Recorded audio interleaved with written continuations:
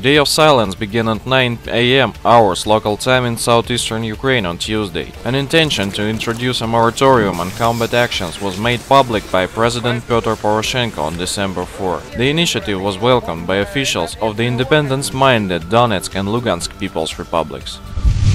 A meeting of the contact group on Ukraine, originally scheduled for December 9 in Minsk, will not take place, a well-informed source in Kyiv told TASS on Monday. A meeting in this format is most likely to be held by the end of the week, the source said. Representatives from the Lugansk and Donetsk People's Republics also confirmed this information. The date agreed between the DPR and LPR is December 12, Vladislav Denego, the LPR's representative, said. The LPR is ready to take part in the talks on the agreed date.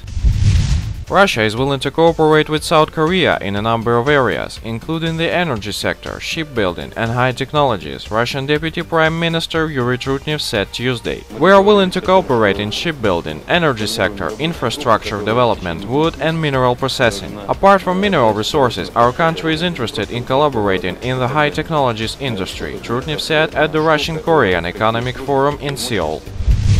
The imminent release of the Senate Intelligence Committee's so-called torture report will at last reveal details about the CIA's past use of enhanced interrogation techniques, which according to George Bush were performed by American patriots. Speaking to CNN on the eve of the report's long-anticipated release, the former two-term United States president defended the actions of the CIA agents whose conduct will soon be revealed to the world. Now, ahead of the report's release, George Bush is standing by the CIA. We're fortunate to have men and women who work hard at the CIA serving on our behalf, Bush told CNN's Candy Crowley for an interview on the State of the Union television program that aired Sunday. These are patriots, and whatever the report says, if it diminishes their contributions to our country, it's way off base. It's look like the US patriotism is tortured of suspects.